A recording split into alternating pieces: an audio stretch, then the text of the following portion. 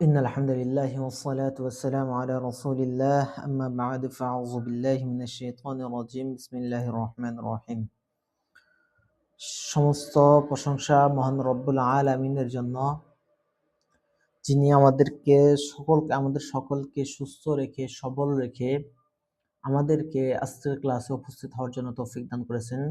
সেজন্য সকলেই শুকরিয়া আদায় করি আলহামদুলিল্লাহ। অতঃপর হাজার দরুদ ও সালাম পেশ করি সরদার আলম সৈয়দনা হযরত মুহাম্মদ সাল্লাল্লাহু আলাইহি ওয়াসাল্লামের উপর। তো আজকের ক্লাসে আমরা আসমায়ে মুতামাক্কিনার যে 12টি প্রকার রয়েছে তার 4টি প্রকার সম্পর্কে আলোচনা করব ইনশাআল্লাহ। আমরা আজকে বেশি পড়ব না, তার কারণ হলো আমরা একটু বিস্তারিতভাবে এই 4টা প্রকার আমরা বুঝাবো, যাতে করে পরবর্তী যে আরো 8টি প্রকার রয়েছে সেটা বুঝতে আমাদের খুবই সহজ হয়। তো আমরা কথা না বাড়িয়ে সরাসরি ক্লাসে চলে যাচ্ছি। তো এখানে যদি দেখি, বিভিন্ন প্রকারের আয়রাব গ্রহণের দৃষ্টিতে ইসমে মুআরাব 12 প্রকার। ইসমে মুআরাব তাহলে কত প্রকার? 12 প্রকার। ইসমে মুআরাবের শেষে মোট 9 প্রকারের ইরাব হয়। ইসমে মুআরাবের শেষে মোট কয় প্রকারের ইরাব হয়? 9 প্রকারের।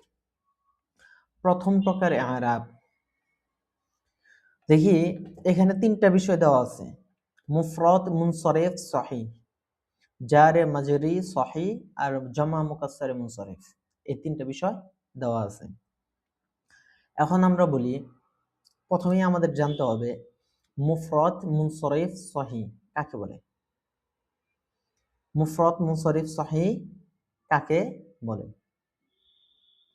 মুফরদ, মুনসরিফ, সহিহ ওই শব্দকে বলে যার শেষ অক্ষরে হরফে ইল্লত থাকে না, দুর্বল হরফ থাকে না। তাহলে মুফরদ, মুনসরিফ, সহিহ কাকে বলে?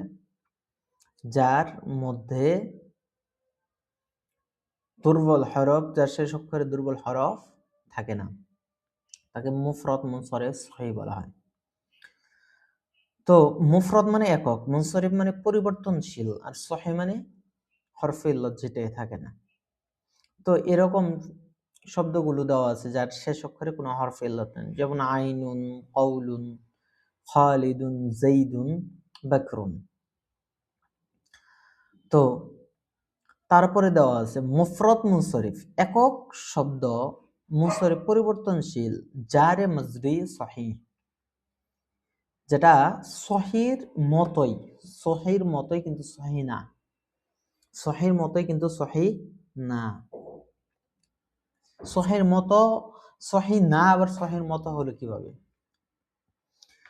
দেখি, আমরা যদি এখানে তাকাই, এই যে ওয়াও হরফটা, ওয়াও, এখানে আমরা যদি দেখি, একটু তাকাই, যে ওয়াও,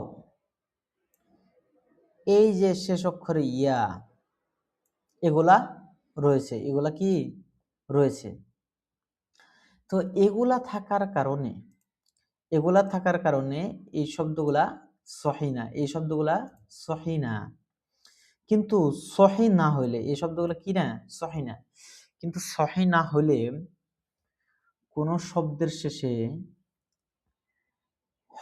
মানে হরফে ইল্লত থাকলে এবং তার উপরে হরকত থাকলে, এখানে কি আছে? যেমন এই শব্দটা আমরা ধরি, এই শব্দটা এখানে দেওয়া আছে লাহুন, লাহুন,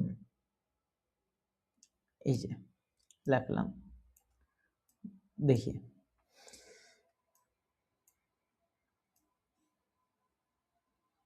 আচ্ছা, লাহুন, লাহুন দেওয়া আছে। আমরা জানি কি, যদি কোনো শব্দের শেষ অক্ষরে হরফে ইল্লত থাকে তাহলে সেটা সহিহ না। এখানেও বলা হয়েছে জারে মাজরুরে সহিহ, জারে মাজরে সহিহ, এটা তো সহিহ না, কিন্তু সহিহ ব্যবহার করা হইতেছে কেন?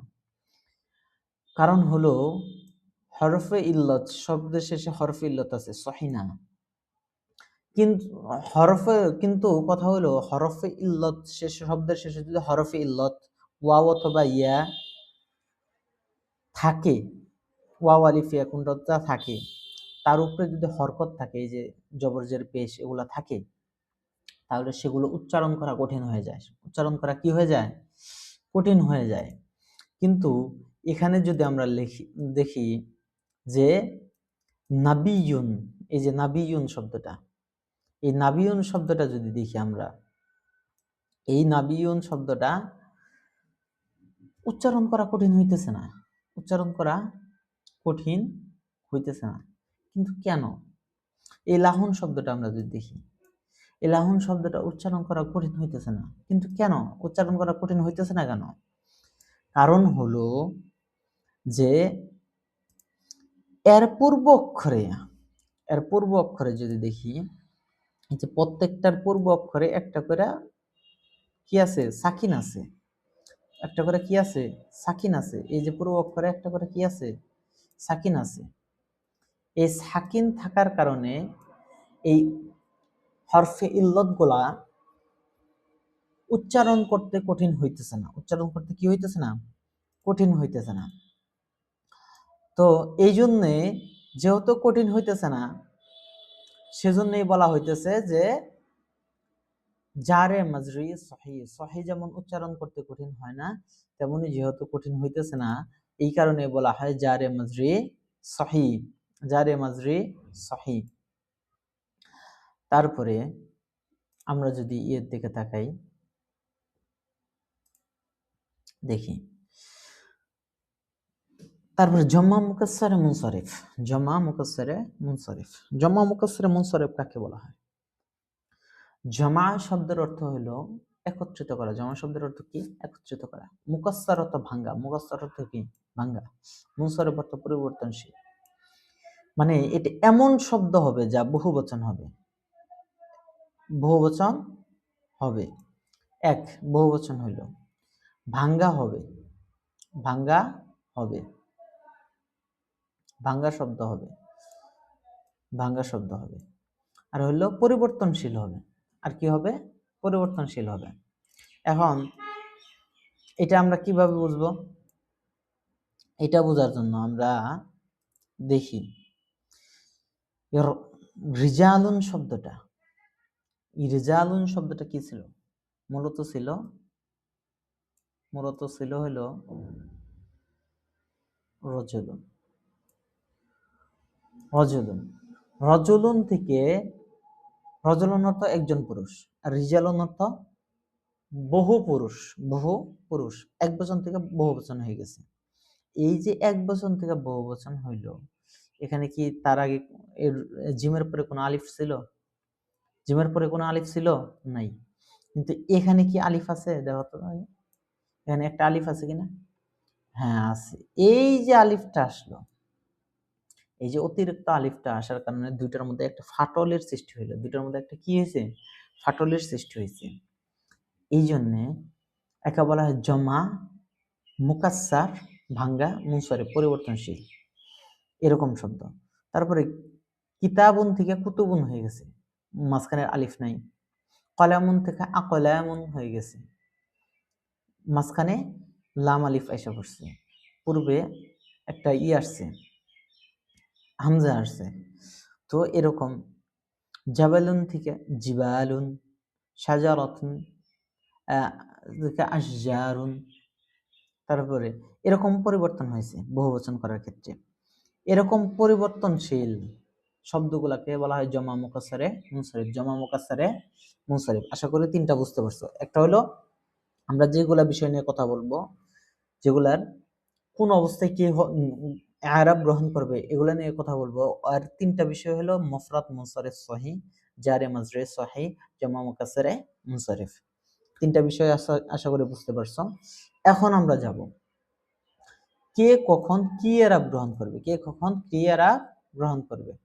দেখো, এখন আমরা আগে ওখানে যাই, কে কখন কি এরাব গ্রহণ করবে। দেখো, এই তিনটা জিনিস, এই তিনটা, এই যে এই তিনটা, এই তিনটা জিনিস, এদের তিনজনেরই অবস্থা একই রকম। এরা তিনজনই রফা অবস্থায় জম্মা বা পেশ গ্রহণ করে। রফা অবস্থায় জম্মা বা পেশ গ্রহণ করে। এখন অনেকের মেন যে সমস্যা, রফা অবস্থায় বোঝে না। রফা অবস্থায় বুঝে না, রফা অবস্থা যে কি সেটাই বোঝে না। তাহলে রফা অবস্থায় যে পেশ দিবে সেটা তো বুঝতেছেই না রফা অবস্থা কি, তাহলে পেশটা দিবে কেমনে? এখন দেখো বলি, দেখো রফা মানে, রফা অর্থ হইল সাবজেক্ট। রফা অর্থ কি? রফা অর্থ হইল সাবজেক্ট। রফা অর্থ হইল সাবজেক্ট। রফা অর্থ কি? সাবজেক্ট। রফা অর্থ কি? সাবজেক্ট। নসব অর্থ হইল অবজেক্ট। নসব অর্থ কি? অবজেক্ট। অবজেক্ট। নসব মানে কি? অবজেক্ট। নসব।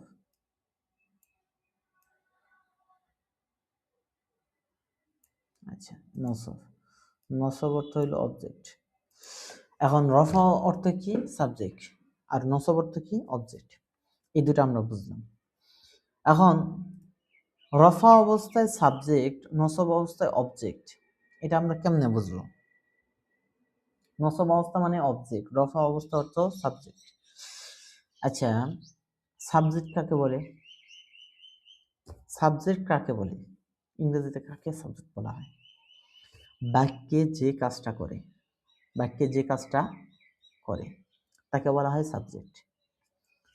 এখন আমরা যদি এটুকু আমি মুছাই দিতেছি, আমরা একটা চলে যাব, উদাহরণ দেব। দুইটা জিনিস লিখবো, এখন আমরা একটু সময় নিতেছি। আচ্ছা, এটা একটু কমাই দিই, থিকনেস কমাই দিই। আচ্ছা দেখো,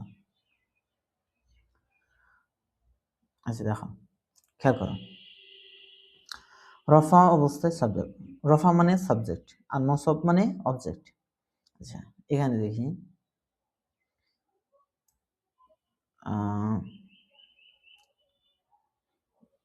খালেদ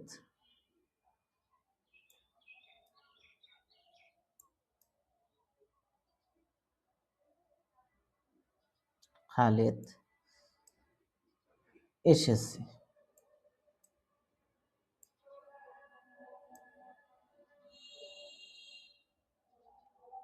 খালেদ কি করছে? এসেছে। খালেদ এসেছে।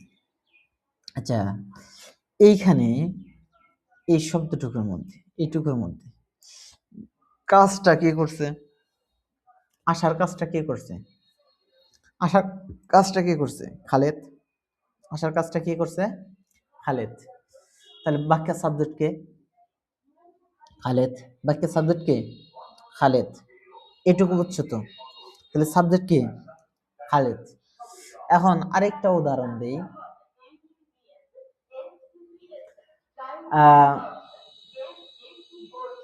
আমি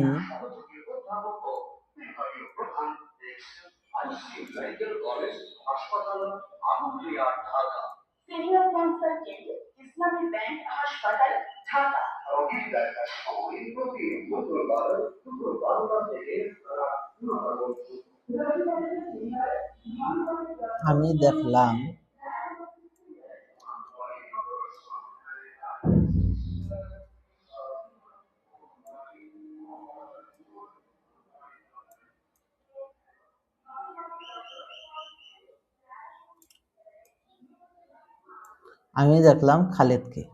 আমি দেখলাম খালেদকে।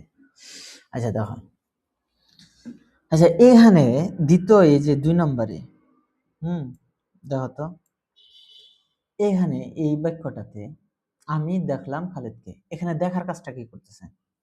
দেখার কাজটা কে করতেছে বলো? দেখার কাজটা কে করতেছে? তাহলে আমি, দেখার কাজটা কে করতেছে? আমি। তাহলে বাক্যের সাবজেক্ট কে? আমি। সাবজেক্ট কে? আমি। তাহলে ভার্ব কি, এখানে ভার্ব কি দেখা, ভার্ব কি দেখা, এটা হলো ভার্ব। তাহলে খালিদ কি, এখানে খালিদ হলো অবজেক্ট, খালিদ হলো কি অবজেক্ট, খালিদ হলো কি অবজেক্ট। তাহলে আমি দেখতেছি খালিদকে, আমি দেখতেছি খালিদকে, তাহলে এর কাজটা করলাম আমি, দেখার কাজটা কি করলো আমি করলাম, খালিদ তো করে নেই। আমি দেখলাম, আমি সাবজেক্ট, দেখলাম ভার্ব, খালিদ হলো অবজেক্ট। তো এখন মূল কথা, এখন আশা করি বুঝতে পারছো। এখন মূল বিষয়ে আসি, যে দেখো এখানে আমি আগেই বলছিলাম, এই জন্যই বলে নিয়েছিলাম যে রফা অর্থ, রফা মানেই হলো সাবজেক্ট, রফা মানেই কি সাবজেক্ট, রফা মানেই সাবজেক্টের কাজ করা হবে, রফা মানে কি সাবজেক্টের কাজ করবে, আর নসব মানে কি অবজেক্টের কাজ করবে। এই রফা অবস্থায়, এই রফা অবস্থায় জম্মা নিবে, মানে যা যা যা খালিদুন, যা খালিদুন, খালেদ এসেছে, খালেদ এসেছে।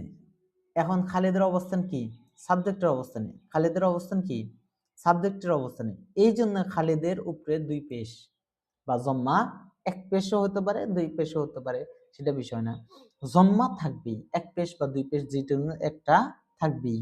এই জম্মা রফা অবস্থায় জম্মা হবে, এই তিনটা জিনিস রফা অবস্থায় কি হবে জম্মা হবে। তারপরে দেখো নসব মানে কি জানি অবজেক্ট, নসব মানে কি অবজেক্ট, অবজেক্ট অবস্থায় ফাতহা মানে জবর নিবে, অবজেক্ট অবস্থায় কি নিবে ফাতহা বা জবর নিবে। দেখো এখানে দেখো রাআইতু আমি দেখলাম খালিদান খালিদকে, এখন খালিদ কোন অবস্থানে অবজেক্টের অবস্থানে, দেখার কাজ তো আমি করলাম, তাহলে আমি সাবজেক্ট, দেখা অবজেক্ট, দেখা ভার্ব, খালিদ হলো কি অবজেক্ট। এখন বলতেছে নসব অবস্থায় যখন থাকবে তখন দিবে ফাতহা মানে জবর, ফাতহা মানে কি জবর, সেটা জবর একটা হইতে পারে দুইটা হইতে পারে, সেটা কথা না, জবর থাকবে, জবর থাকবে। তাহলে অবজেক্টের অবস্থায় থাকলে সেটা হবে ফাতহা, অবজেক্টের অবস্থায় থাকলে সেটা কি হবে ফাতহা হবে। আর জ্বর, জ্বর অবস্থায় থাকলে কাসরা হবে, জ্বর অবস্থায় থাকলে কি হবে কাসরা হবে। জ্বর অবস্থায় কেমনে বুঝবো, পূর্বে হরফে জ্বর থাকবে, পূর্বে হরফে জ্বর থাকবে, হরফে জ্বর কয়টা 17টা, বাও তাও কাফ লাম ওয়াও মুজ মুসকালা রব্বা হাশাম নাদাফি আনালা হাতাইলা। যেমন এখানে বিখালিদিন, বিখালিদিন এই যে বা এসে পড়ে, হরফে জ্বর বা আসছে, আসার কারণে এই যে জেরের অবস্থায় আছে, দাল জেরের অবস্থায় আছে। দেখো সবগুলার পরিবর্তন কিন্তু শেষ অক্ষরে হয়েছে, সবগুলার পরিবর্তন কোন অক্ষরে হবে শেষ অক্ষরে হবে। তো আশা করি তোমরা সুন্দরভাবে বুঝতে পারছো। এখন আমরা পরেরটায় যাই, পরেরটাই হইল দেখো দ্বিতীয় প্রকারে আরাব, জমা মুয়ান্নাসে সালিম, জমা মুয়ান্নাসে সালিম। আগে জানতে হবে জমা মুয়ান্নাসে সালিম কাকে বলা হয়। জমা অর্থ কি বহুবচন, জমা অর্থ কি বহুবচন, আর মুয়ান্নাস মানে মহিলাবাচক বহুবচন। তারপরে সালেম অর্থ কি, সালেম মানে এক কথায় হলো শেষে আলিফতা থাকবে, শেষে কি থাকবে আলিফতা থাকবে। দেখো তো প্রত্যেকটা শেষে আলিফতা আছে কিনা, প্রত্যেকটা শেষে আলিফতা আছে কিনা, এই যে এটার নাম হলো সালেম। এটার নামই কি, শব্দের শেষে যদি আলিফতা থাকে মুয়ান্নাস শব্দ হয়, এবং শেষে যদি আলিফতা থাকে তাকে বলা হয় জমা মুয়ান্নাস সালিম। এই জাতীয় শব্দের আইরাব হলো রফা অবস্থায় জমা দিবে, রফা অবস্থায় মানে এটা যদি সাবজেক্টের অবস্থানে থাকে, জাআত মুসলিমাতুন অনেকগুলো মুসলিম মহিলা, মানে অনেকজন অনেকজন মুসলিম মহিলা এসেছে, তাহলে কারা এসেছে মহিলারা, সাবজেক্টের অবস্থানে, এই অবস্থায় জম্মা নিছে, এই অবস্থায় কি নিছে জম্মা নিছে। তারপরে দ্বিতীয় অবস্থা নসব অবস্থায়, এখানে দেখো নসব অবস্থায় কাজটা নেবে, নসব অবস্থায় কাজটা নেবে মানে পরিবর্তন হয়ে গেল। নসব অবস্থায় কি নেবে, আগে নসব অবস্থায় ছিল ফাথা মানে জবর নিয়েছিল, এবার নসব অবস্থায় কি নিছে কাজটা নিছে। রাআইতু আমি দেখলাম মুসলিমাতিন, রাআইতু আমি দেখলাম কি দেখার কাজটা আমি করতেছি। হ্যাঁ, তাহলে এটা অবজেক্টের অবস্থানে আছে, অবজেক্টের অবস্থানে আমরা আগে পড়ে আসছি কি ছিল জবর ছিল, কিন্তু এখানে পরিবর্তন হয়ে জের হয়ে গেছে, এখানে পরিবর্তন হয়ে কি হয়েছে জের হয়ে গেছে। তাহলে নসব অবস্থায় এটা নিবে কি নসব অবস্থায় এটা নিবে কাসরা, জের। আর জ্বর অবস্থায় মানে হরফে জ্বর অবস্থায় এটা নিবে কি, এই যে ইলা এসে হরফে জ্বর, হরফে জ্বর অবস্থায় এটা নেবে জ্বর। তাহলে আমরা দ্বিতীয় প্রকারে যে জমা মুয়ান্নাসে সালিম জানলাম, শুধুমাত্র রফা অবস্থায় জমা নিবে, শুধুমাত্র রফা অবস্থায় জমা নিবে। আর নসব এবং জ্বর অবস্থায় কি নিবে, জার নিবে, কাসরা নিবে। রসব এবং জ্বর অবস্থায় কি নিবে, কাসরা নিবে। রসব এবং জ্বর অবস্থায় কি নিবে, কাসরা নিবে। আশা করি তোমরা সুন্দরভাবে ক্লাসটা বুঝতে পেরেছ। আশা করি তোমাদের জন্য খুবই উপকারী হবে ক্লাসটা। আমি আরো পর্ব নিব, আরো সুন্দরভাবে বোঝানোর চেষ্টা করব। এরপরে যদি কেউ আরো বুঝতে অসুবিধা হয় তোমরা সুন্দরভাবে কমেন্ট বক্সে জানিও, আমি আরো সুন্দরভাবে বুঝিয়ে দেওয়ার চেষ্টা করবো ইনশাল্লাহ। সকলেই ভালো থেকো, সুস্থ থাকো, সকলের প্রতি শুভকামনা রেখে আজকের ক্লাস এখানেই সমাপ্তি ঘোষণা করছি। আসসালামু আলাইকুম রহমতুল্লাহ।